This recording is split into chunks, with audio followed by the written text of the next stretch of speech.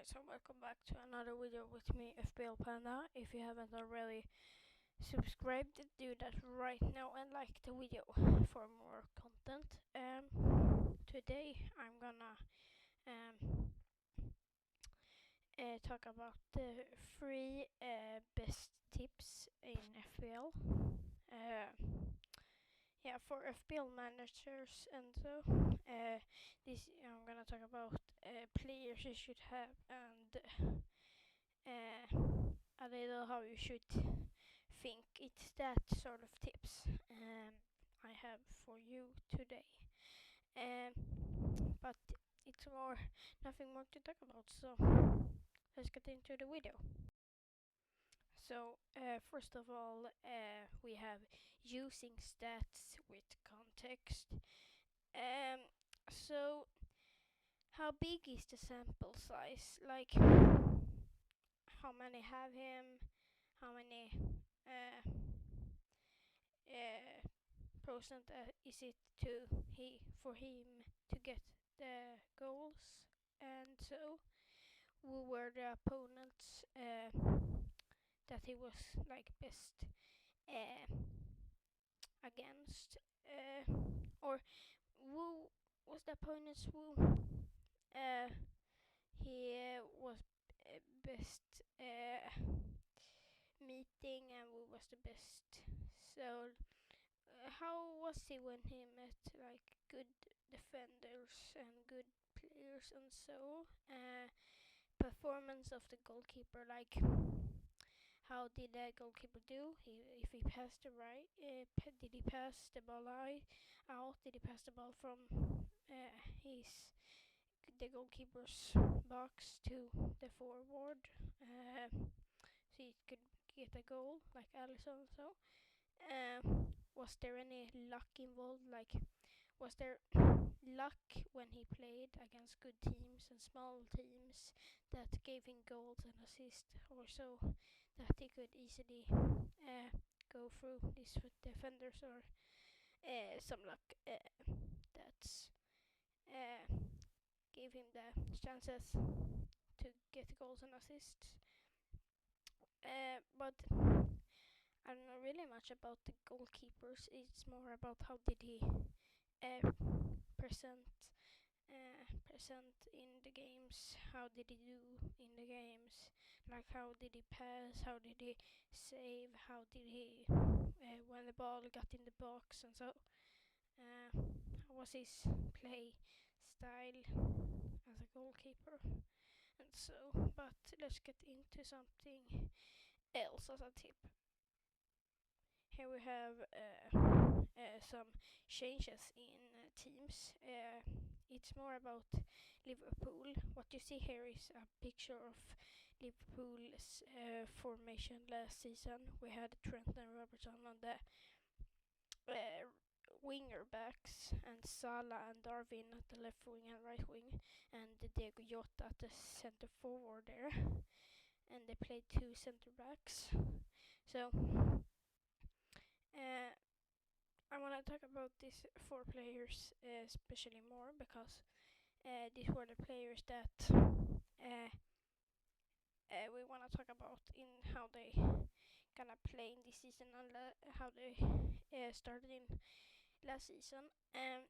So it's a little changes here. Darwin and Salah, they have changed, and Trent and Robertson has changed also.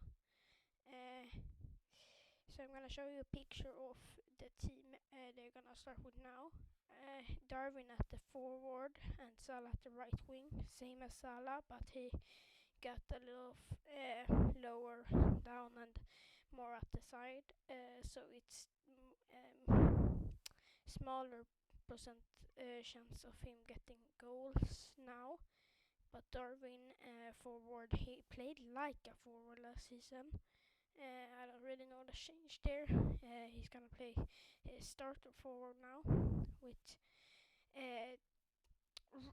Trent in the midfield. Also, I said isn't like all my videos now.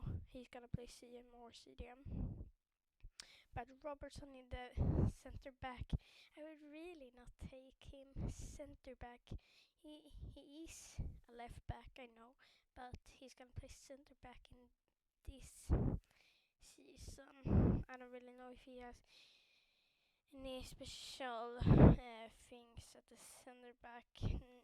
No favorite pick for me. I would absolutely not take him in if you want him instead of Trent. Really not Robertson. Really not. Let's get into something else. Here we have Gabriel Jesus. And as you see there, poor finish, poor shooting, but it's a little bit more about his shooting here. I don't think he has the more of the shooting here. I don't think it's really good about the shooting in on his side. He could be good, but I think more it's tappings and so. But here we have Haaland. He's a good finisher, great finisher today. He can score bangers and so. He is better at the finisher than Gabriel Jesus and so, because he can score from outside, he can jump, and he just doesn't that much score tap-ins and so. And it's really that much of him. I think it's more banger goals from him, and not from outside the box that much, but inside the box he's jumping and everything. That's more sick of skill, but I think Haaland is more great of a finisher than Jesus is. I don't know really much, but let's get into something else.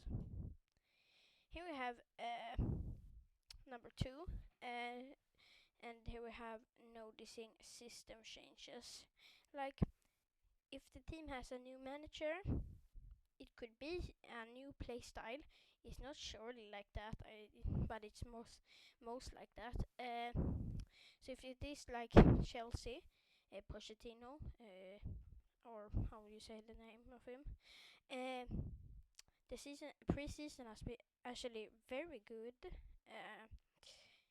They won some trophy. I don't know what was, summer series, and it's a new play style with Pochettino on Chelsea. I really think it's a new play style because they have changed the formation also. Players has new role in team. If it is, as I said, if it is a new manager, it could be a new play style or a new player. Like Nkunku, he was center forward. He's gonna play cam or striker. So it's a new role for him, position for him in Chelsea. So that's something else. But new signings impact current players. I like the new players should. If the new players get in the team, then they're gonna take out the like old players that played in last season or last season, and so they're gonna replace him with someone else. But let's get into number 3. Here we have using talisman theory. If you don't know what talisman is, that's like leader, team's leader, the team's best player. Also, it could be the captain or the. I think it's the best player in the team that makes most of goals and so plays best and gets more play time and so focus on players and not teams. You should really look at the players and not how the team is, You should look at the players, not how the player's team is, because then you're just gonna, oh, he's bad, I should not take him because he plays in Nottingham, and then he gets 3 goals versus some team. That you should not look at the team. You should look at the players. How did the player play last season? How did he do? How many goals did he do? How many minutes per match did he play? And like, how did he do last season and so? How is he? Is he injured? Is he gonna play? Is he starting? And like that, yeah. So pick talismanic players. So you should take some of the great players of the teams. Like focus on the players, not teams. So you should take the best players from the team.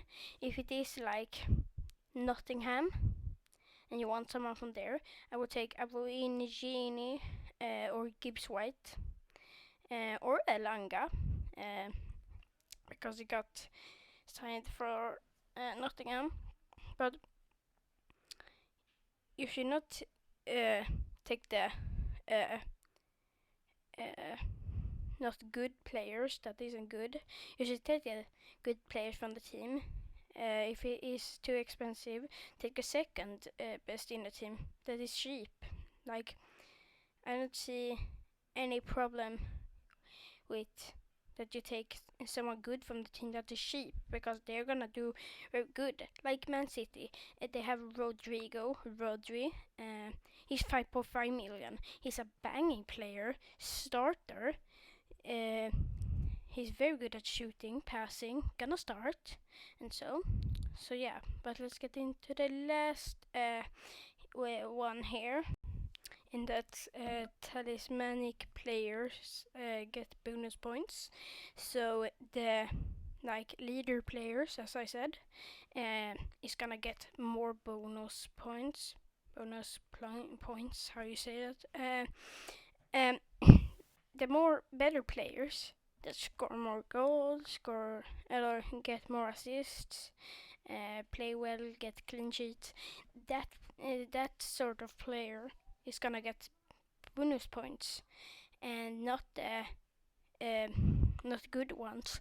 Because if you take someone that isn't good, and you play that one, they're not gonna get bonus points. So we could say, what should we take?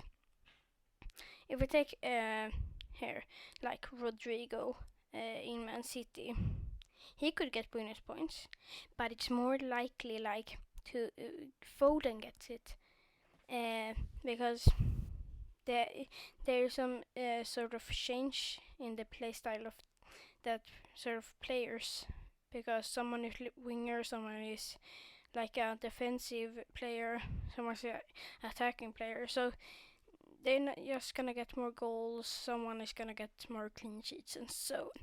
But that's like all I have today. Don't forget to subscribe and like the video, and I will see you in next video tomorrow. Bye.